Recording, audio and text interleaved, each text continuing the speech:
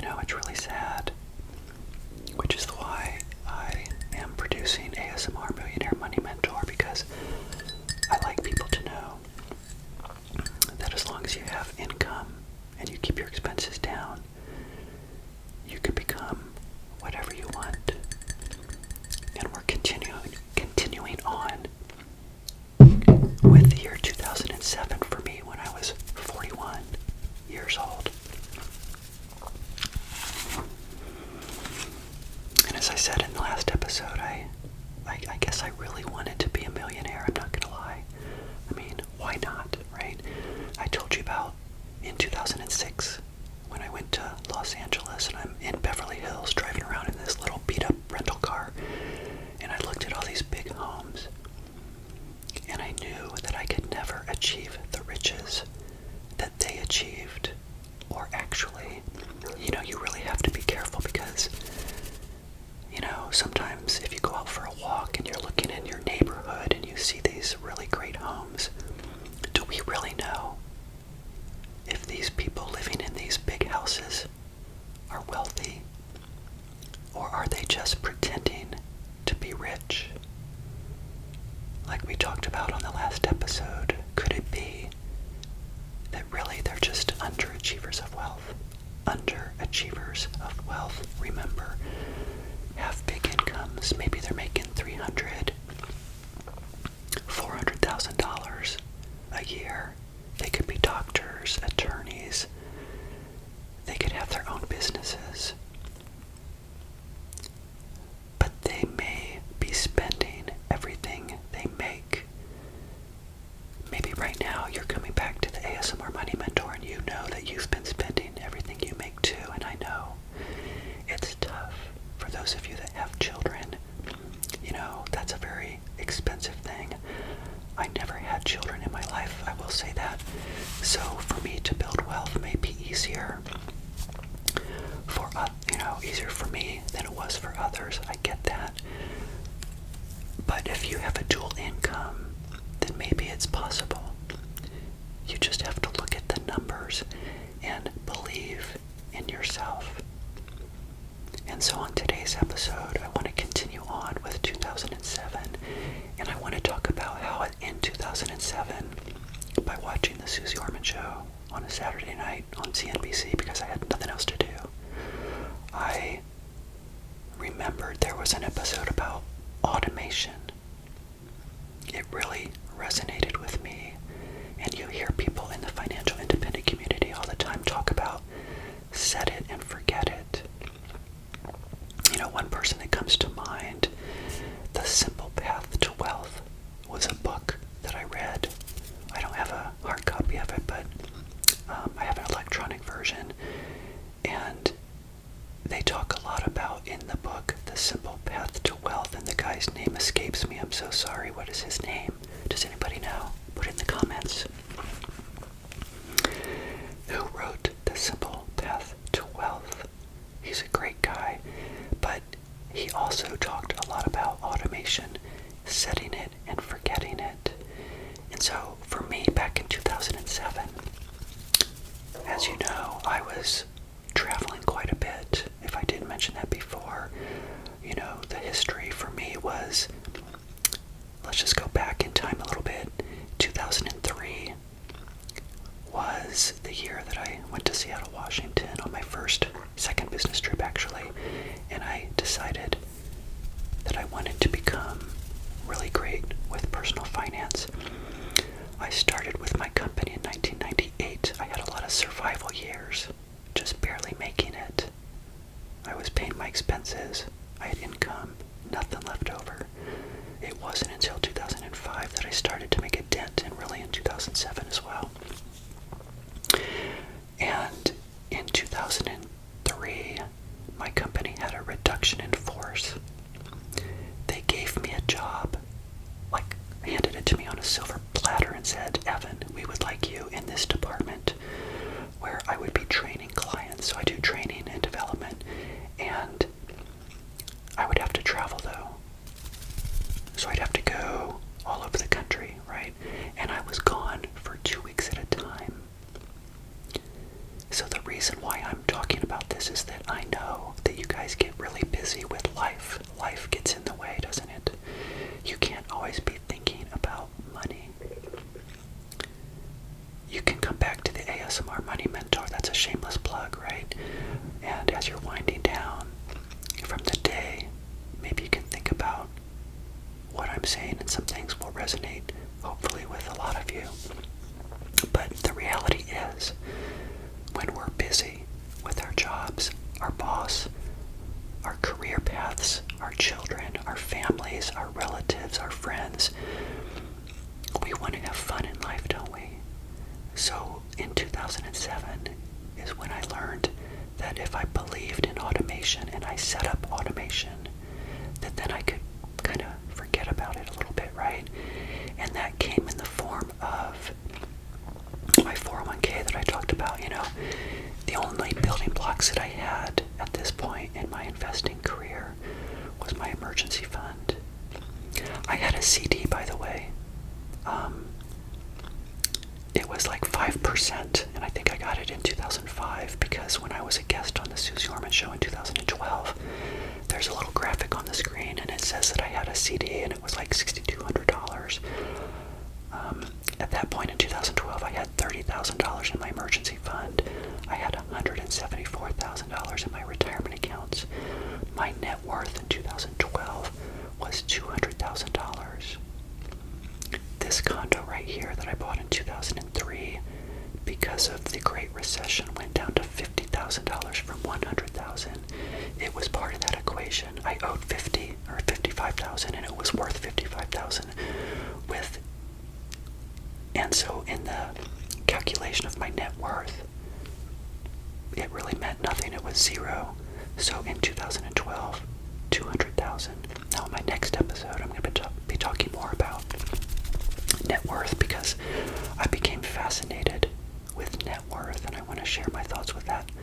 Share my thoughts with you next time about net worth. But in today's episode, I'm focusing on in 2007 that I truly chose to believe that automation would get me to where I wanted to be because I wanted to live my life like you guys. I was traveling with business all the time.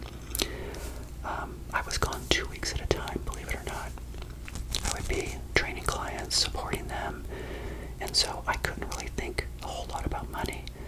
So in my 401k, as you know, you can put in systematic contributions. I also had my Roth IRA that I got in 2006 with T. Rowe Price. Systematic contributions. I set it up and I forgot about it. And then I lived the rest of the year. That's all I really did. Had my emergency fund. I got lucky. Never lost my job. But that's why you have an emergency fund. It's insurance, as you know. So for those of you watching, if you don't have your emergency fund, you got to get that first before essentially you can do these other things, like maybe you can contribute to your 401k to the match because you don't want to give up the free money. We know all these things, right? And in 2007 is really a time that I also really started thinking, in addition to automation, I really started to dream. I started to dream about what really is possible, just to anchor from the episode that I just dropped. I started thinking to myself, Evan, could you really be a millionaire? Is that possible? In my lifetime, with my job and my career, I had struggled so much. Literally, in my 20s and up to age 32, and then I had survival years from 32 to 38 to 40, living paycheck to paycheck, even though I had this great job, not making a whole lot of money.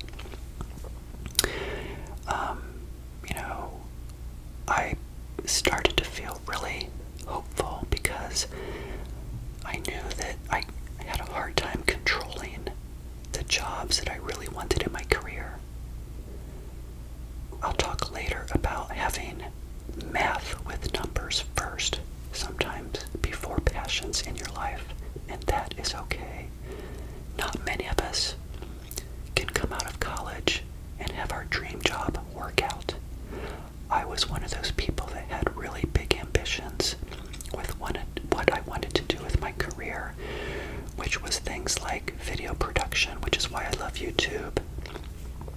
by the way, this channel and my Frugal Millionaire channel really kind of brings together everything I love to do.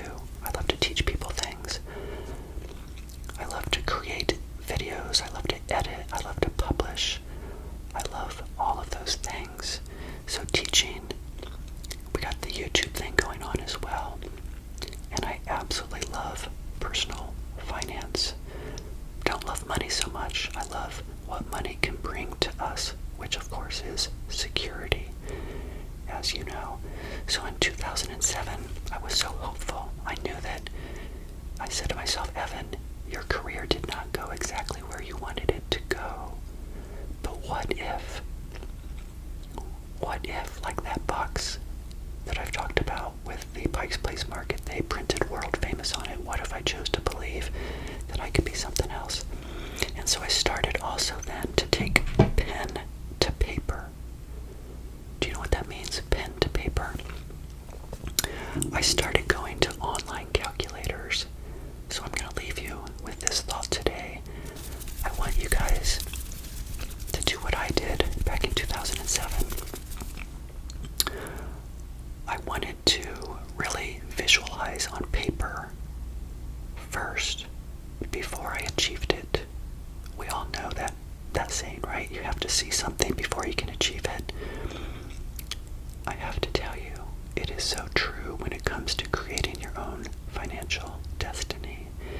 You have got to be able to see the next 5 years, the next 5 years after that, the next 5 years, and for me it was 2 more. It took 17, 18 years to get to a point where I felt like I was financially independent. Well, it actually took 15 years. And, you know, when you go to those FIRE calculators, if you're familiar, again, with the FIRE movement, financially independent, retire early, I knew in 2020 I had achieved my goals, but I wanted to keep going. I had a lot more to give. My job was really transitioning into something that was more virtual, and I started to enjoy it more. But as I was dreaming in 2007, and what I'd like you guys to do is go to dinkytown.net, dinkytown.net, and then click on Savings Calculator, and then scroll down until you see Compound Savings Calculator.